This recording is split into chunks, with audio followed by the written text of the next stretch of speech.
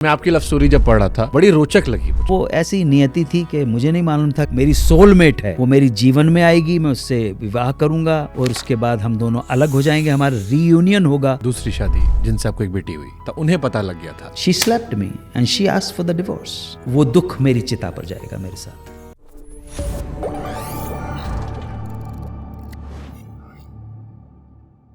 तो कैसे पता लगता है कि सर ये सोलमेट है? जैसे आपने पहली शादी की, आप लड़े झगड़े होंगे, आप अलग हो नहीं गए।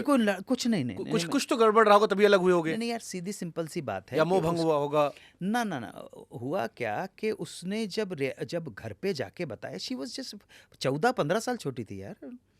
सो मुझे पता नहीं कि वो मैं एक कमरे में रहने वाला और मुझे लड़की पसंद आ गई।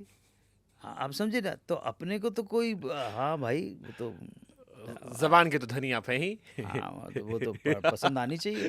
तो उसके बाद शादी भी कर ली यार। मतलब मैं 31 मार्च को शाम को 5 बजे मिला था और 5:35 पे मैंने प्रपोज कर लिया शादी के लिए। लव वव नहीं, शादी 17 दिन बाद शादी भी कर ली।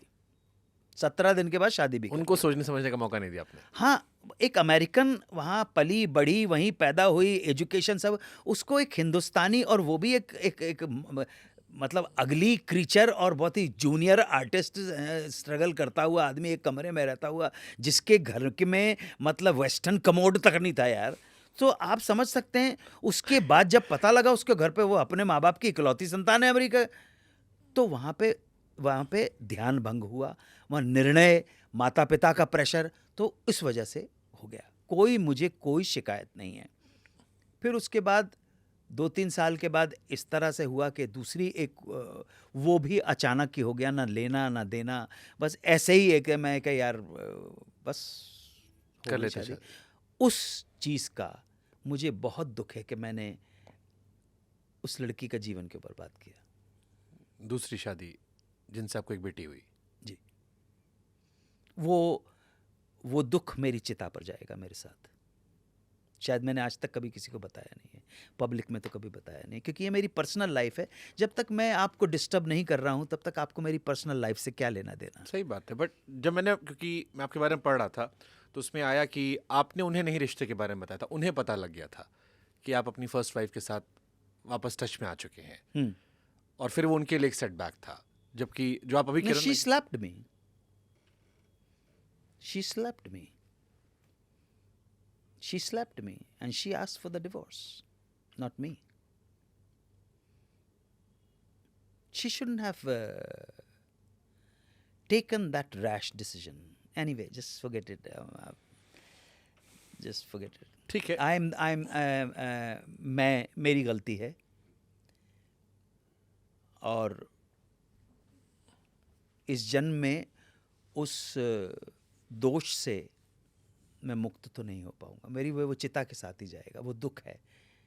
मैं अपनी तरफ से पूरी कोशिश करता हूँ कि जो भी मेरे हाथ में संभव है वो उनके लिए करूं मैं, और अपने जीवन की आखिरी सांस तक उनके लिए करूंगा मैं। लेकिन या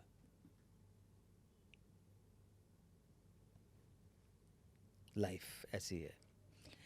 लेकिन उसी कारण से, मतलब अगर आप are you married? Not yet sir. हाँ, तो भगवान ना करे कि आपके और आपके जो भी आए आपके जीवन में, आपकी जीवन संगनी, उसके बीच में कोई भी ज़रा सा भी ड्रिफ्ट होते हुए मेरे को बहुत तकलीफ होती है, जबकि मैं आपको जानता नहीं हूँ। इसी वजह से? हाँ, बस इसी वजह से। किसी भी अनजान जोड़ा भी चला रहा था तो मेरे मन में से, मेरे हृदय में से उनके लिए आशीर्वाद निकलता है हमेशा।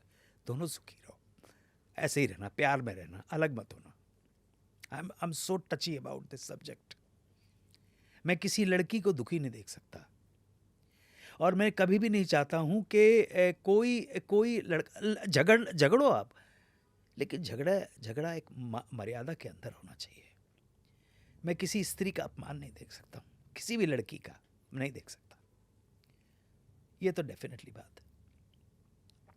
और मैं बिल्कुल ये भी नहीं पसंद करता कि कोई लड़की किसी लड़के का अपमान करे।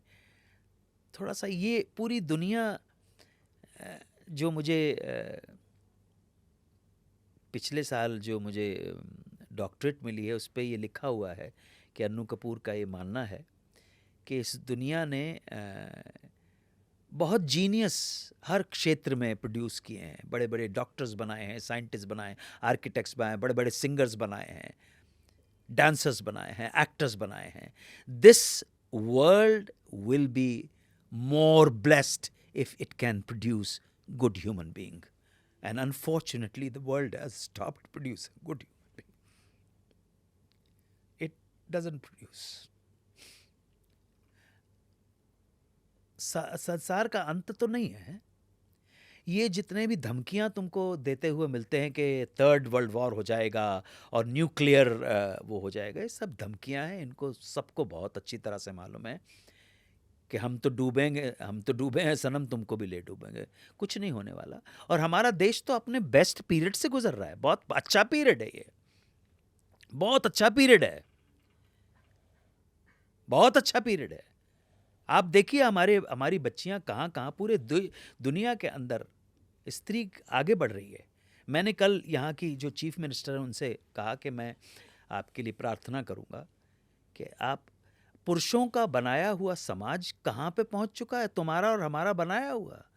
हमने अपने जंजाल में, अपने स्वार्थ में स्त्री जाति को ऐसा फंसाया है, फंसा लिया. द्रौपदी जाती है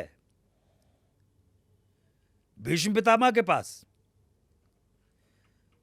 आशीर्वाद लेने, चरण स्पर्श करती है. भीष्म पितामह कहता सदा सौभाग्यवती भव, तुम्हारा सुहाग जिंदा रहे. आशीर्वाद उसको नहीं दे रहे, उसके खसम को दे रहे हैं, उसके पति को दे रहे हैं. जिस पति ने प्रॉपर्टी समझ के एक स्त्री को जुए की दांव पे लगा दिया, ये इज्जत आज नहीं लगा सकते बॉस, आज नहीं लगा सकते. नारी का सशक्तिकरण उसे बहुत आगे ले गया है. तो एक जरूरत है, मैंने आपकी चीफ मिनिस्टर को कहा, जरूरत है कि एक मौका दिया जाए, स्त्री हमें लीड करे, संसार को लीड करे. युद्ध होते हैं, युद्ध में लोग मरते हैं. मरने वाला किसी का भाई हो या ना हो, किसी का पति हो या ना हो, एक मां का बेटा जरूर होता है. ये दुनिया की सारी माएं अगर इकट्ठी हो जाएं कि हम अपने बच्चों को अब लड़ने के लिए नहीं भेजेंगे, तुझे कसम है तू, तो शायद हो सकता है इस दुनिया में शांति. थोड़ा सा ठीक जगह बनाओ यार. किसी ने मुझसे सर एक पॉडकास्ट में कहा था कि किसी का पिता पढ़ा लिखा हो तो ज़रूरी नहीं कि उसकी औलाद भी पढ़ी लिखी होगी, बट अगर माँ पढ़ी लिखी हो तो गारंटी है कि बच्चा पढ़ा लिखा होगा. भैया, माँ से बड़ी कोई हस्ती नहीं है, माँ से बड़ी कोई हस्ती नहीं है, माँ से बड़ी कोई हस्ती नहीं है. आपके माता पिता, उनके जैसा कोई नहीं है. यार कॉमेडी वाली बात करो यार, ये क्या बात कर रहे हो तुम लोग. आपकी फिल्मों पे सर आते हैं सर अब, क्योंकि एंड आ गया है. गंदी बात करो आप, ये क्या है. खत्म करते सर, एंड पार्ट आपका है. मैं आपकी फिल्मों का नाम लूंगा सर. जी, हम सबको आपने खूब हंसाया है, रुलाया है. मैंने फिल्में ही नहीं देखी हैं, तुम फ्लॉप हो जाओगे. मैंने फिल्में ही नहीं देखी हैं. फिर भी थोड़ा कोशिश करते. हाँ जी, मैं कुछ फिल्मों एक रैपिड फायर तरह खेल लेते हैं. मैं आपकी 2 फिल्मों का नाम लूंगा, आपको चूज करना होगा. जी. मंडी या mister India? Mister India. Okay. Mister India या तेजाब? तेजाब मैंने देखी नहीं है, ना मिस्टर इंडिया देखी है, लेकिन मिस्टर इंडिया का काम मुझे याद है. Mister India Ram Lakhan? Obviously mister India. Mister India या एतराज? Mister India. मिस्टर इंडिया सात खून माफ?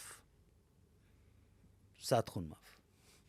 सात खून माफ या विक्की डोनर जिसके लिए आपको अवार्ड मिला? नहीं, इसलिए नहीं कि विक्की डोनर के लिए अवार्ड मिला है, बल्कि विक्की डोनर इस हमारे कंट्री के अंदर जो ओरिजिनल कुछ कंटेंट बना है उनमें से एक फिल्म है. और ओरिजिनल कंटेंट आपके देश में 2% बनता है, उनमें से एक फिल्म है विक्की डोनर, ओरिजिनल कंटेंट है उसका. हार्ड सब्जेक्ट था, मतलब उस टाइम के हिसाब से. कितनी खूबसूरती के साथ जूही और शुजीत ने उसको निभाया है. लोग फैमिली के साथ देखने जाते हैं। ये है उस डायरेक्टर की खासियत। और असहज नहीं होते। बिल्कुल नहीं सर, बिल्कुल नहीं। ये शुजीत और हम लोग चले जाएंगे तब उसके बाद समाज को पता पड़ेगा कि क्या फिल्म बनाई है। वही वाली बात कि जीते जी लोग इज्जत नहीं करते। हाँ, कोई बात नहीं, कोई बात नहीं, no problem. But that's a special film. मैंने आपसे कहा ना 2% जो ओरिजिनल फिल्म्स हमारे देश में बनी है उनमें से एक विक्की डोनर है। आप आयुष्मान जब भी आते हो तो अच्छा काम करते हो। नहीं, ज़रूरी नहीं है ऐसा। मतलब फिर भी आप दोनों की जोड़ी अच्छी लगती है। वो उसको अच्छी लगी होगी राज को कि वो ले लिया उसको के। ड्रीम गर्ल में भी फिर आप लोग आए। हाँ, ना मैंने पहली देखी है ना दूसरी देखी है, तो मैं कुछ कह नहीं पाऊंगा। लेकिन लोगों का कभी कभी ऐसे आप जैसे जो मिल जाते हैं भाई, तो कहते हैं यार उसमें वो क्या, तो तब पता पड़ता है अच्छा ठीक ठाक हो गया होगा काम, अच्छा लगा होगा काम। एक